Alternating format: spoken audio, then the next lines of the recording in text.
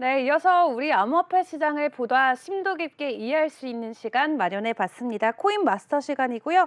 오늘은 퍼즈님과 함께 해보도록 하겠습니다. 어서 오세요. 네, 안녕하세요. 네, 현재 비트코인 전일 대비 0.24% 오른 16,718달러 선 지나가고 있습니다. 전반적인 시가총액도 전일 대비 0.19% 정도 오른 모습 보여주고 있는데요. 먼저 본격적인 이야기 시작하기 전에 간단하게 장시장 먼저 확인해 보죠. 네, 그래서 지금 뭐 엄청나게 지루한 횡보 장세가 계속 이어지고 있어요. 네. 그래서 이럴 땐 제가 항상 강조드리는 게 뭐냐면 조금만 움직여도 많이 오른 것 같고 조금만 떨어져도 많이 떨어진 것만 같단 말이죠. 그래서 네. 이런 경우에는 괜히 이제 양봉 한두 개만 뜨면 엄청나게 민감하게 반응하시는 분들이 있을 수 있는데 기껏 해봐야 지금 이제 하루에 1%뭐 이 정도밖에 움직이고 있지 않기 때문에 이런 경우에는 좀 매매를 쉬시는 게 어떨까라고 좀 생각을 하고 있습니다. 그래서 그럼 언제부터 본격적으로 요거를 매매를 진행하면 되느냐라고 이제 말씀을 드리면은 일단은 이제 원화 차트 기준으로 말씀을 드리면 네. 요 직전에 있었던 요 고점을 돌파하면 그때서야 이제 그 현금화를 조금 생각해 보시는 게 어떨까라고 생각을 합니다. 그래서 다른 뭐 여러 가지 뭐 방안이 있을 텐데 고점을 돌파하면 산다거나 뭐 판다거나 뭐 여러 가지 대응 방법이 있을 텐데 제 생각에는 아무래도 물려 계시는 분들이 많다고 좀 생각이 돼서 네. 요 고점을 돌파하면 조금 일부분은 현금화하는 게 좋지 않을까라고 생각을 하고 이 가격대는 한 2,400만 원 정도 라고 보시면 되고 근데 이제 아래 같은 경우에는 사실 이제 국내 차트랑 이제 해외 차트랑 네. 그 차트가 좀 많이 달라요. 어. 그래서 이제 김프도 좀 빠지고 환율도 많이 변동되면서 요 차이가 좀 다른데 그래서 요거 같은 경우에는 아래 부분 같은 경우에 이제 해외 차트 기준으로 좀 설명을 드리면은 네. 요거 그 해외 차트 같은 경우는 사실 이제 저점을 갱신하지 않았거든요. 보시면 아시겠지만 네, 이런 식으로 이제 위에 있는 고점은 어쨌든 비슷하다고 보시면 되는데 아래에 있는 저점은 여전히 갱신하지 않은 상태입니다. 그래서 아래에 있는 저점을 갱신하고 떨어지면 그때서 추가 매수를 좀 생각해 보시면 되지 않을까라고 생각합니다. 그래서 이제 추가적으로 제가 이제 말씀드릴 거는 어쨌든 요 볼린저 밴드인데 이 볼린저 밴드가 지금 요렇게 제가 확대해서 그렇지 원래는 엄청나게 좁아져 있는 상태입니다. 그래서 그 역대 코인 시장 중에 거의 최고로 좁아져 있는 상태라고 해도 과언이 아닐 정도예요. 그래서 지금 현재 변동성이 크지 않은 상태이기 때문에 네. 이럴 때 뭐 그 섣불리 이제 단타를 하시거나 매매를 하시는 것보다는 아래 위로 크게 네, 요 벗어나게 되면 네, 그때서 이제 매매를 좀 하시는 게 좋지 않을까라고 생각합니다. 네, 뭐 말 그대로 지금은 지루한 장세가 이어지고 있는 상황인데 이럴 때일수록 우리가 왜 코인 시장에 들어왔는지에 대한 어떤 목표를 다시 한번 되새겨보면 좋을 것 같거든요. 우리는 왜 코인 시장에 들어온 걸까요? 제가 원래 질문 드리려고 했는데. 네, 그래서 이거를 제가 이제 그 여기 방송에 출연하게 되면서 네. 그 생각이 많았습니다. 네, 그래서 단순히 그냥 어떤 게 오릅니다, 내립니다라고 하는 게 솔직히 말씀드리면 수익에 큰 도움은 되지 않는다라고 생각해요. 그래서 이거를 제가 말씀드리는 걸 어떻게 활용하느냐에 따라서 사실 이제 수익이 갈린다라고 생각을 하고 네. 일단 더 이상 방송하지 말라고 하기 전까지는 제가 생각한 대로 좀 해드릴 생각인데 네. 그래서 이제 어쨌든 기초부터 한번 차근차근히 볼 생각이에요. 좋습니다. 네, 그래서 일단 우리 이 코인 시장에 왜 들어와 있는가부터 이제 좀 얘기를 다루려고 하는데 네. 사실 코인 시장에 들어와 있는 이유는 명확하죠. 뭐죠? 돈을 벌기 위해서죠, 사실. 그쵸. 네, 아니, 누구나 마찬가지 아니에요, 그러네요. 솔직히. 네. 그 뭐 코인도 마찬가지고 사실 뭐 주식도 마찬가지고 모든 사람들은 코인 시장에 들어온 이유는 네. 어쨌든 돈을 벌기 위해서인데 근데 돈을 벌기 위해서 들어왔지만 막상 행동하는 거는 그렇지 않은 경우가 많아요. 네, 그런 거에 대한 예시를 좀 알려드리려고 하고 네. 제가 생각하는 거는 법에 접촉이 되지 않는 이상에는 돈을 벌기 위해서는 저는 수단과 방법을 가리지 않아야 된다고 생각합니다. 물론 뭐 권도영이나 샘 뱅크먼 프리드처럼 그렇게 하면 안 되겠지만 네, 그런 걸 제외하고 나서는 어쨌든 최선을 다해야 된다라고 네. 좀 생각을 합니다. 그래서 일단 예시를 하나 좀 보여드리면은 지금 이게 비행기인데 네. 그 비행기를 타고 제주도를 만약에 여행 간다라고 했을 때 비행기의 요 운전 방법을 제가 알 필요 없잖아요. 필요 없죠. 네. 네. 비행기에 조립하는 방법 제가 알 필요도 없고 필요 없죠. 제트 엔진의 원리나 이런 것도 알 필요 없잖아요. 그쵸. 네. 그러니까 우리가 하는 건 표 어떻게 끊고 비행기 어떻게 타고 이 정도만 알면 되는데 맞아요. 근데 이렇게 행동하지 않는 사람이 많다라는 얘기입니다. 그래서 예시를 조금 더 보여드리면은 이게 제가 기사를 2개 갖고 왔는데 엄청 오래된 기사입니다. 2018년도 기사예요. 네. 네, 제가 이 강의를 처음 찍는 게 2018년도였기 때문에 그때 예시를 그대로 갖고 왔는데 왼쪽은 스타벅스가 이제 비트코인으로 결제가 된다 이런 얘기고 오른쪽은 윙클보스 스타벅스가 비트코인 ETF 거절됐다. SEC가 거절했다. 이런 기사입니다. 그래서 네. ETF는 아직도 승인 안 되고 있고. 아직도 안 되죠. 네. 그리고 스타벅스가 뭐 비트코인 결제한다는 얘기는 주기적으로 계속 나오고 있는 중이긴 NFT 한데. 출시까지는 했잖아요. 아, 네, 뭐. 네, 하지만 뭐 암호화폐 결제는 아직 안 된 네네, 상황이죠. 맞습니다. 네. 그래서 근데 만약에 이제 두 개 중에 더 중요한 뉴스를 고르라고 하면 어떤 거 고르시겠어요? 저는 스벅. 암호화폐 결제 지원. 약간 사용자 입장에서는 ETF 사용 승인보다도 내가 일상에서 비트코인을 쓸 수 있다라는 것에서 훨씬 더 많은 신뢰감을 얻기 때문에 비트코인 가격 상승에는 더 큰 영향을 주지 않을까 하는 생각이 드는데요. 네, 그렇게 똑같이 생각한 사람이 있었어요. 누구냐면 퍼즈님이신가요? 아니요. 비탈릭네, 비탈릭. 아. 네, 비탈릭 이때 당시 뭐라 했냐면 암호화폐 ETF보다 대중 수용이 더 중요하다라고 얘기한 거예요. 그래서 ETF가 생긴 게 암호화폐 발전에 무슨 도움이 되냐? 그 어쨌든 뭐 대중적으로 이제 뭐 스타벅스가 비트코인 결제된다거나 이런 게 네. 훨씬 더 중요하지라고 이제 얘기를 했는데 제가 이제 말씀드리고 싶은 건 뭐냐면 비탈릭은 돈 버는데 관심이 없습니다. 네, 비탈릭이 갖고 있는 이더리움은 전체 이더리움의 한 1%도 되지 않고요. 네. 그리고 최근에 이제 솔라나를 옹호하는 발언을 했었잖아요. 그쵸. 근데 이더리움의 가장 강력한 경쟁자가 그렇죠. 네, 솔라나예요. 제일 강력한 경쟁자인데. 근데 얘는 그냥 이미 돈을 많이 벌어서 그런지도 모르겠지만 돈 버는데 관심이 없어요. 심지어 어떤 말을 했었냐면 이더리움 가격 폭락은 도박의 결과물이다. 신경 쓸 필요 없다. 라고 얘기를 했습니다. 그래서 이 비탈릭의 마인드는 이거예요. 암호화폐가 발전해야 돼? 그럼 이더리움뿐만 아니고 내 경쟁자도 발전해야 돼. 약간 이런 마인드를 갖고 있는 사람은 이렇게 얘기를 하고 네. 저 같은 경우는 ETF가 훨씬 더 중요하다고 생각해요. 기원 때문에 그러신가요? 네, 그러니까 ETF가 승인이 된다라고 하면 네. 쉽게 말하면 수요가 엄청나게 늘어나잖아요. 그러니까 이제 은행 가서도 ETF 상품을 살 수 있고, 그다음에 이제 주식 어플로도 살 수 있고, 그쵸. 그러면 들어오는 자금이 훨씬 더 자금 많은데 양이. 저는 블록체인의 발전에 관심이 없습니다. 제가 원하는 것보다 돈을 버는 거다. 그냥 돈이다. 네. 그럼 비트코인이 오르는 거에 관심이 많으려면 저는 어쨌든 ETF에 더 관심이 많아야 된다고 생각을 해요. 네. 그래서 뭐라고 제가 하는 건 아니지만 네네네. 네. 해서 한번 저희가 생각을 해볼 필요가 있는 거죠. 그래서 내가 생각을 했을 때는 내가 과연 돈을 벌려는 사람들의 마인드를 갖고 있는 건가? 아니면은 진짜 이 비탈릭처럼 개발자의 마인드인 건가? 또 개발자의 마인드네요. 네. 근데 개발을 하실 건 아니잖아요. 어쨌든 돈을 절대 버시는 아니죠. 목표인 네. 거죠. 그러면 한번 잘 생각해 볼 필요가 있다는 거죠. 네. 뭐 예시를 추가적으로 조금 더 드리면은 네. 이제 이거는 지난번 불장과 하락장을 좀 가지고 왔습니다. 그래서 제가 요번 불장과 하락장은 제 마음이 아파서 못 갖고 왔고 네, 지난번 불장과 하락장 갖고 왔는데 이제 제가 이제 말씀을 드릴 건데 대부분 사람들이 요 코인을 사는 시기가 이제 요 때입니다. 이렇게 올라갔을 때 떨어졌을 때 딱 그쵸. 요때. 네, 그쵸. 요때 많이 사요. 네. 네. 근데 요때 살 때 대부분 그냥 삽니다. 그냥. 네. 그러니까 이제 누가 이걸로 돈 벌었대. 뭐 누가 말하는데 이거 더 올라간대더라. 혹은 내가 거래소를 자꾸 봤는데 얘만 계속 튀더라. 그래서 그런 것들을 사고 이렇게 하락을 하게 되면 그때서야 내가 갖고 있는 코인이 뭔지를 공부하기 시작해요. 그때서야. 그쵸. 그때서야 이제 내가 갖고 있는 코인의 기술력이 엄청나게 대단해. 내가 갖고 있는 코인의 요 파트너십 봐봐 얼마나 짱짱해. 이런 것들을 공부하기 시작해요. 네. 근데 솔직히 말씀드리면 심지어 막 소스 코드까지 막 뜯어보면서 공부하시는 분들이 계시거든요. 그 정도로? 네. 언제? 떨어지고 나서.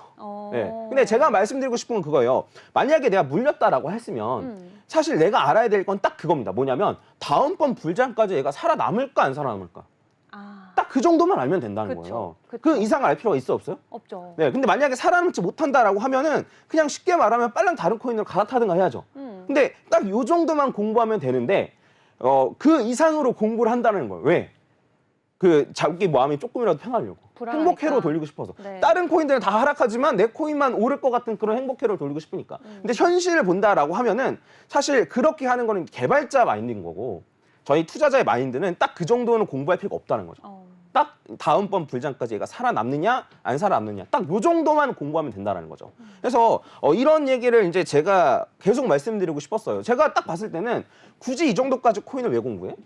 네. 안 그러면 굳이 이 정도까지 뭐 이거를 왜 신경 써라고 하는 것들을 너무 많이 신경 쓰시는 분들 많아요. 그래서 저희가 항상 머릿속에 대내야 돼요. 제가 이제 앞으로 나올 때마다 한 번씩 외칠 텐데 우리의 목표는 돈을 버는 겁니다.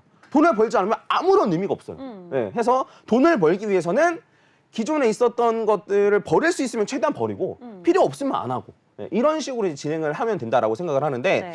예를 들어서 이제 추가적으로 설명을 하면 아까 전에 제가 이제 비트코인 분석해드렸잖아요. 네. 근데 제가 세세한 건 분석 안 했어요. 그러니까 저점을 뚫고 고점을 뚫고 요 정도만 넘어가면 분석 매매 전략을 세워라라고 말씀드렸지. 요 안에서 얘가 이렇게 뭐 움직이든 뭐 이렇게 움직이든 제가 분석했나요, 안 했나요? 안 했죠. 안 했죠. 네. 왜냐하면 저는 이렇게 요 안에서 박스권 안에서 움직이는 한 저는 매매 전략이 바뀌지 않아요. 매매 전략 바뀌지 않아요. 그러면 제가 요 안에 있는 거를 어떻게 움직이든 분석할 필요가 있어 없어요? 없죠. 없어요. 그럼 안 하는 거예요. 근데 굳이 내가 매매 전략도 바뀌지 않으면서 여기 안에 있는 거 이렇게 분석할 필요가 있다 없다? 없다라는 거죠.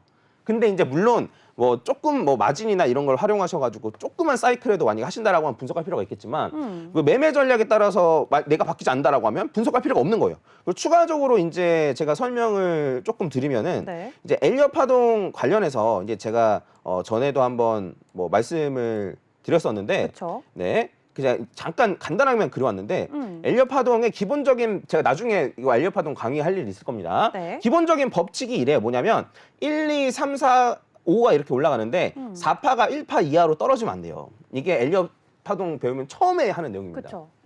근데 요새는 세력들이 이걸 알아서 1파 고점, 여기는 1파 고점을 살짝 깨고 올려요. 네. 그러니까 이걸 아래로 떨어지면 손절할 거 아니까. 그래서 저는 손절 라인을 요 딱 100%로 하는 게 아니고 요 아래는 78.6%나 61.8%까지 보는 경우도 있습니다. 근데 제가 제 방송에서 이제 이런 식으로 얘기하잖아요. 그러면 댓글로 막 채팅으로 엄청 뭐라 합니다. 그건 엘리엇 파동 아닌데? 라고 하는 거예요. 근데 제가 말씀드리고 싶은 건 이거예요. 이렇게 해서 돈을 더 잘 번다면 굳이 내가 엘리엇 파동 법칙을 왜 지켜야 되냐 이거예요. 근데 엘리엇 파동 귀에 걸면 귀걸이, 코에 걸면 코걸이라고 하셨잖아요. 네네, 분석하기 나름 아닌가요? 근데 이제 기본적인 법칙은 책으로 딱 나와 있기 때문에 네. 그래서 마치 법칙의 수호자인 양 말씀하시는 분들이 계세요. 근데 내가 이게 돈을 더 잘 버는 방법이라고 한다면 굳이 법칙을 수호할 필요가 없다라는 거예요. 그쵸. 그래서 네, 저도 어쨌든 엘리엇 파동 위주로 많이 보고 엘리엇 파동 위주로 많이 이제 뭐 수익도 거둬봤고 했지만 이제 제가 항상 머릿속에 가지고 있는 건 이겁니다. 뭐냐면 나는 돈을 벌려고 들어왔다. 그래서 돈을 버는데 방해되는 것들 안 해. 네, 그리고 그 돈을 버는데 소용없는 것들 안 해.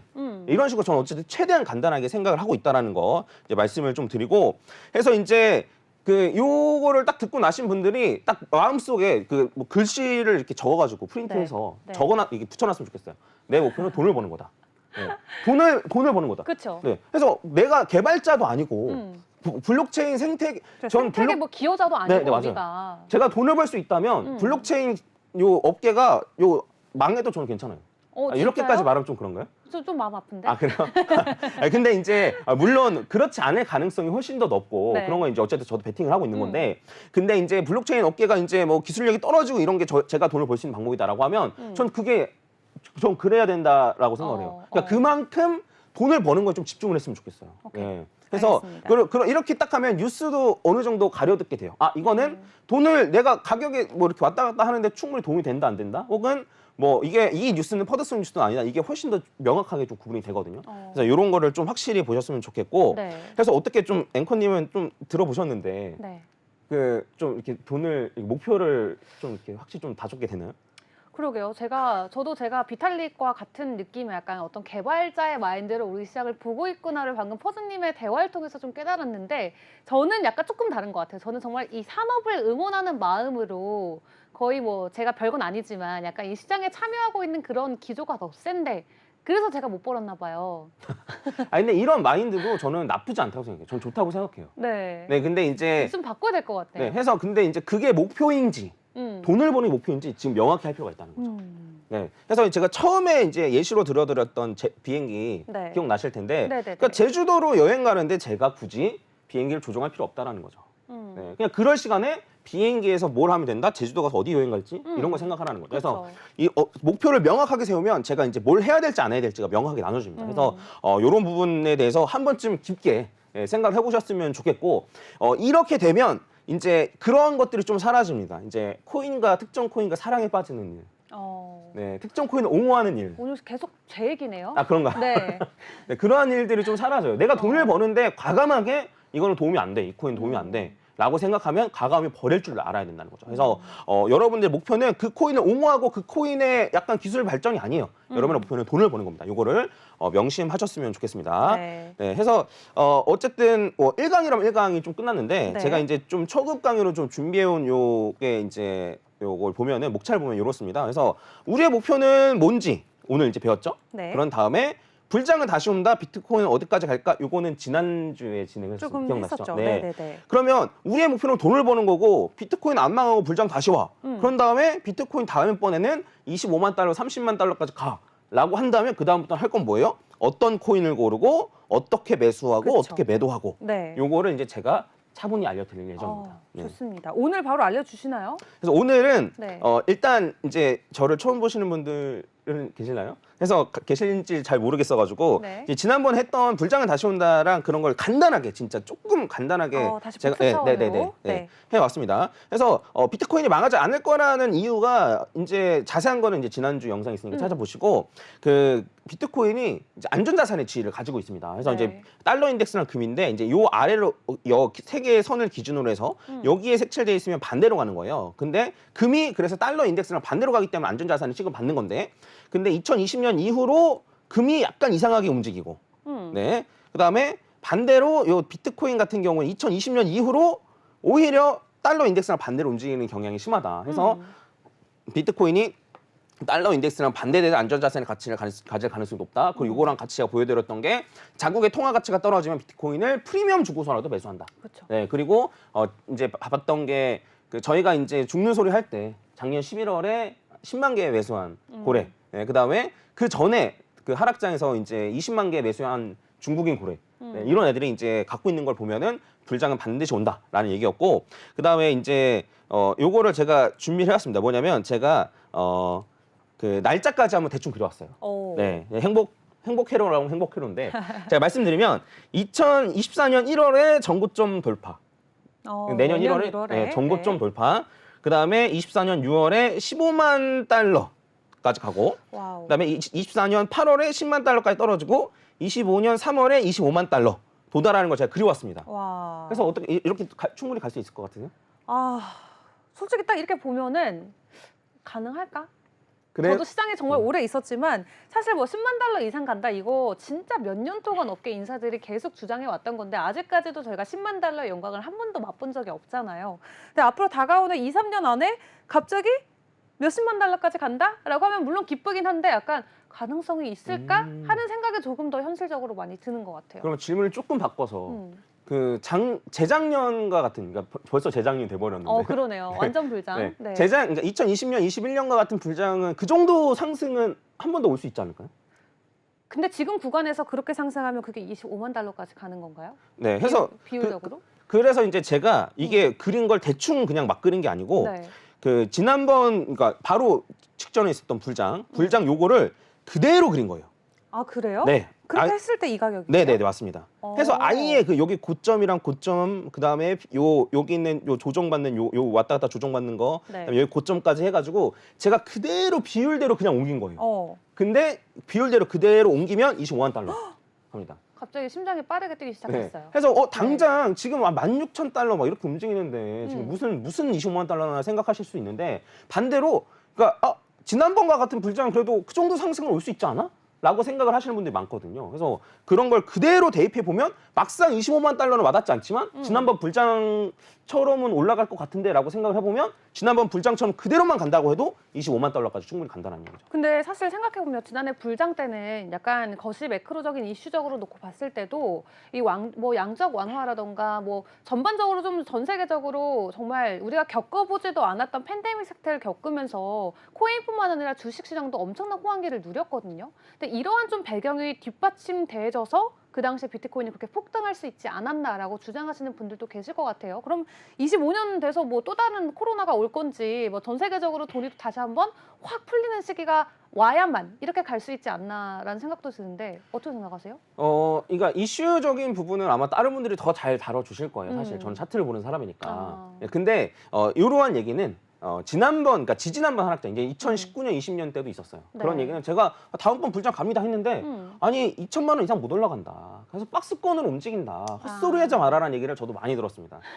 근데 이제 요 시장의 포텐셜을 생각해 봤을 때, 네. 금시총에 비하면 여전히 한참 부족하거든요. 그쵸. 그리고 지금 솔직히 말해서 뭐에 투자해야 될지 모르겠어요. 그러니까 주식에 투자해도 떨어져. 그렇죠. 네? 네. 그다음에 그 달러 인덱스도 지금 떨어지고 있어. 인덱스 많이 네. 하락했죠. 네. 그다음에 네. 채권 수익률도 좋지 않아.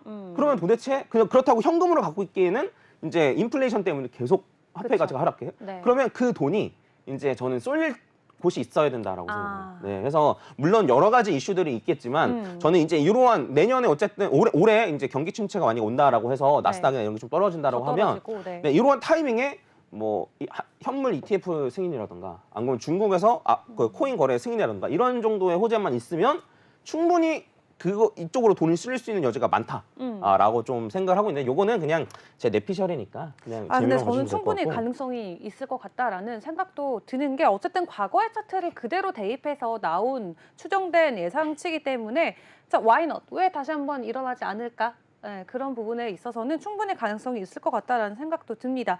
어쨌든 뭐 2년 안으로 비트코인이 25만 달러까지 도달할 수 있다면은 정말 너무 좋을 것 같은데 그때 말씀하셨잖아요. 비트가 가면 알트도 간다. 그렇다면 이제 어떤 알트를 살펴보면 좋을지 그 부분도 짚어보면 좋을 것 같아요. 네, 해서 그 많은 프로젝트들에서 사실 정말 저희가 유명하다고 생각했던 프로젝트들이 망하는 걸 저희가 너무 많이 봤잖아요. 그렇죠. 루나도 그렇고. 네.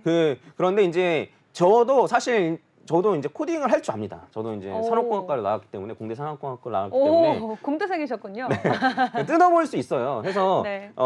근데 그럼에도 불구하고 음. 이게 정말 제대로 잘하는지 안 하는지 판단하기 정말 어려워요. 네, 해서 저는 이제 딱 그래서 제가 여기서 힘을 많이 쏟는 것보다 네. 어차피 돈만 벌면 장땡이니까 그렇죠. 그런 소스 코드를 하는 것보다 좀 명확하게 아닌 프로젝트를 걸러내는 방법 정도는 딱 명확하게 정해놨습니다. 어떤 거죠? 그래서 그런 거에 대해서 조금 이제 더 자세한 거는 아마 내일 다루게 될 것 같긴 한데 네. 오늘은 맛배기로 조금만 보면은 네.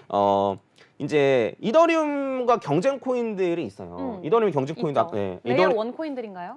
네? 레이어 원 코인들? 네. 뭐 레이어 단위까지 가면 아마 네. 좀 복잡해하시지 너무 않을까? 그렇죠. 좀 쉽게 네. 가자면 네네네네. 뭐 솔라나 네네 맞습니다. 코인들. 네, 솔라나 뭐 에이다 뭐 아발란치 폴카다 뭐 이런 것들인데 이게 제가 작년 4월에 정리해 놓은 겁니다. 그래서 이더리움의 경쟁 코인들은 그동안 어떠한 식으로 시장을 선점해 왔었냐면 이더리움보다 빨라. 그렇죠. 이더리움보다 이더리움보다 수수료가 낮아. 저렴하고 네, 빠르다. 네. 그 방법 딱 그 두 개로 이제 선점해 왔어요. 근데 생각해 보시면 그러면 이더리움 2.0이라서 속도가 이더리움이 빨라진다. 네. 그럼 이더리움보다 속도가 낮은 코인들은 어떻게 돼요? 어떻게 돼요? 망하겠죠. 어. 굳이 왜 그 코인을 하고 있어요? 이더리움이 훨씬 더 개발하는 사람도 많고 하니까. 많으니까. 네. 그래서 저희가 쉽게 생각하면 요거를 확인하면 돼요. 이거 이더리움 2.0보다 속도가 높냐 낮냐만 확인해도 걸러질 코인들이 많이 보입니다. 그래서 보면은 이더리움의 이제 2.0 업그레이드가 완벽하게 된다라고 하면, 그러니까 이제 TPS가 이제 14,000이 된다고 해요. 이게 어쨌든 초당 트랜잭션 처리수인데, 네. 네, 원래 기존은 15였는데, 진짜 너무 낮았어요. 네네네. 기존에는. 수수료도 너무 높고. 맞아요. 근데 이게 14,000으로 올라간다라고 합니다. 제대로 이제 업그레이드가 지금 된다라고 하면 지금이 이런 속도라는 건 아니에요. 근데 웨이브 같은 경우에는 100 정도예요. 그러면 웨이브 지금 어떻죠 가격이 사실? 웨이브 지금 유의 종목 지정되고 뭐 네네네. 네, 오늘 내일 하고 네. 있죠. 물론 유의 종목 지정된 것 때문에 가격이 떨어진 걸 수도 있지만 네. 어쨌든 웨이브 위에 있는 다른 D앱들이 없다라는 소리예요. 왜냐하면 속도가 2.0보다 많이 빠르지 않으니까. 그러네요. 그리고 솔라나가 이더리움에 비해서 강력한 경쟁자라고 얘기했던 게 바로 이 속도 때문입니다. 속도. 네, 속도인데 이 속도를 지금 유지하는 게 아니고 완벽하게 됐으면 이 속도가 유지가 되는 거예요. 그러면 이 속도 같은 경우에는 이제 솔라나 같은 경우에는 이 속도를 유지하기 위해서 계속 다운이 일어나거든요. 그래서 네. 이 다운을 얼마나 안 일어나게 하느냐, 안정된 상태를 얼마나 유지하느냐, 이걸 이제 봐야 되는 거고. 그렇죠. 에이다 같은 경우에는 이제 지금 처리 속도는 250인데 이제 하이드라 업데이트를 하면은 더 빨라져요. 그러니까 이더리움 2.0은 더 빨라져요. 네. 그러면 에이다 입장에서는 발등에 불이 떨어진 거예요. 뭐냐면 이더리움 2.0 업그레이드 완료되기 전까지 하이드라 업그레이드를 해야 돼요. 업데이트를 해야 돼요. 그래야지만 경쟁력을 가질 수 있는 거죠. 네. 그리고 뭐 아발란체는 이제 이더리움 2.0보다는 그 처리 속도가 낮고, 그다음에 폴카닷은 이제 좀 빠르긴 한데 이제 킬러앱에 좀 부재가 있고, 그리고 이때 당시만 해도 테라랑 루나가 여전히 살아 있었기 때문에 해놨는데 테라 루나는 여전히 속도가 낮고, 그래서 지금 이제 어느 정도는 좀 가격적으로 떨어져 나간 코인들을 좀 제외하고 나면 이제 뭐 웨이브랑 테라 뭐 이런 것들을 좀 제외하고 나면 이 정도 코인이 남는데, 네. 그러면 저희가 딱 봤을 때 이더리움이 경쟁 코인이야? 그럼 너네 속도 얼마야? 이더리움 2.0보다 속도 빨라? 혹은 수수료 저렴해? 아니면 비슷하다라고 하면 그거 이더리움과 다른 이점이 있어? 딱 요것만 보면 된다는 거예요. 그래서 뭐 하이드라 업그레이드하면 뭐가 어떻게 되고 뭐 이런 거 그냥 저희가 알 필요 있어 없어요? 없죠. 없어요. 딱 요것만 보시면 된다. 그냥 그것만. 네. 그래서 이러한 관점으로 보면은 여전히 솔라나가 메리트 있는 그 코인이라는 거예요. 코인이다. 그래서 제가 이번에 솔라나가 엄청나게 많이 하락할 때도 이제 저는 이제 사실 갖고 있겠다라고 얘기했었어요. 네. 왜 그러냐면 이게 기술적으로 문제가 생겨서 떨어지는 게 아니잖아요. 그래서 그 알라메다 리서치에서 이제 솔라나를 많이 갖고 있고 관련된 코인들 많이 갖고 있고 이런 것 때문에 사실 가격이 하락한 거지. 어쨌든 요 기술력 자체에 문제가 있다거나 이런 건 아니기 때문에 네. 저는 분명히 반등을 온다. 그리고 반등이 오면 그때 손절한다. 어. 네, 이렇게 말씀을 드렸거든요. 그래서 이런 것들 좀 참고하시면 좋을 것 같고, 그다음에 요 이더리움과 경쟁 코인이 아닌 코인들 같은 경우에는 어떤 것만 보면 되는지는 제가 이제 내일 좀 자세하게 알아와서 좀 알려드리도록 하겠습니다. 네, 이렇게 뭐 TPS가 정말 하나의 경쟁력이 되고 있는 이 시장이기 때문에 이런 부분들을 놓고 딱 보면은 우리가 뭐를 앞으로 가져가고 뭐를 버리고 갈지를 좀 확인해 볼 수 있다라고 말씀해 주셨습니다. 근데 우리 에이다도 지금은 상황이 크게 좋지 않지만 에이다도 이제 히드라 업데이트하면은 뭐 TPS가 뭐 거의 200만까지 간다 이런 소문은 있거든요. 어쨌든 기존 레이어 1 코인들도 지속적으로 기술적 업데이트를 하고 있기 때문에 지금은 안 좋아도 좋아질 것에 대한 어떤 기대감을 가지고 홀딩하는 관점은 어떻게 생각하세요? 그래서 그런 걸 저희가 꾸준히 지켜봐야 되는 거예요. 그래서 이게 이더리움 2.0이 되기 전에는 완료를 해야 돼요. 아, 2.0 네. 전에는 네, 해야 네, 된다. 네. 그래서 지금 이게 업데이트가 제대로 되고 있는지, 뭐 그다음에 백서에 나와 있는 대로 제대로 진행되고 있는지 이런 거는 어쨌든 꾸준히 좀 확인을 하셔야 됩니다. 네, 해서 에이다도 저도 포트폴리오에 있어요. 네, 저도 저도요. 에이다 괜찮다고 생각해요. 그리고 네. 어쨌든 이더리움이 저는 만약에 망할 가능성이 적지만 망한다라고 하면 어쨌든 에이다나 솔라나의 가격이 급등할 가능성이 높습니다. 그래서 해지용으로도 전 갖고 있어도 괜찮다라고 생각을 좀 하고 있어요. 네. 네. 그래서 네. 오늘도 솔라나가 좋다라고 좀 말씀을 해주셨는데 조금 더 구체적으로 이 종목에 대해서 짧게 더 짚어주시면 좋을 것 같거든요. 네, 해서 그 이제 차트 분석도 좀 해드리려고 제가 준비를 좀 해왔습니다. 그래서 네. 제가 차트를 좀 그려놨는데, 해서 이제 지금 보시면은 이제 1, 2 이게 요 올라갔던 게 이제 그 비탈리기 솔라나 이제 지지 발언을 했을 때. 네, 공정하게 좀 우리랑 공정하게 평가받았으면 좋겠다. 예, 좀 괜찮은 프로젝트다. 거기 사람들 열심히 하고 있다. 그리고 이런 발언을 했을 때 이제 급등을 좀 했었고, 네. 그러고 나서 이제 1, 2로 보고 그다음에 저는 이제 3, 4, 5로 봐도 되고 아니면 뭐 1, 2 그다음에 3, 4, 5로 봐도 되고, 그래서 어쨌든 오파가 지금 남아 있을 거다라고 좀 보고 있는 입장이어서 오파 같은 경우에는 이제 요 차트 기준을 봤을 때는 비썸 차트 기준을 봤을 때는 한 21,000원에서 한 24,000원. 네, 뭐 많게는 이제 거래소보다 좀 차이가 있기 때문에 네. 뭐 많이 높게는 한 27,000원까지도 전 상승의 여력이 있다라고 생각을 해요. 근데 물론 최대치기 때문에 무조건 그 가격에 도달한다가 아니고 개인적으로는 2만 원이 넘으면 그때부터 분할 매도해도 된다라고 생각합니다. 그래서 저의 경우에는 네. 2만 원이 넘으면 솔라나는 일부 손절할 생각입니다. 저도 솔라나 마이너스예요. 사실 솔라나 완전 저점이 잡지 않는 이상 플러스인 분들 별로 없을 것 같은데, 그쵸. 그래서 저는 솔라나 일부 현금화해서 솔라나가 다시 매력적인 가격으로 떨어진다라고 하면 다시 재매수를 한다거나 네. 아니면은 추후에 눈치를 보고 비트코인으로 좀 갈아 생각을 하고 있습니다. 네, 좋습니다. 이렇게 솔라나와 관련된 가격적인 부분까지 저희가 함께 확인을 해봤습니다. 오늘 도움 말씀 감사합니다. 네, 감사합니다.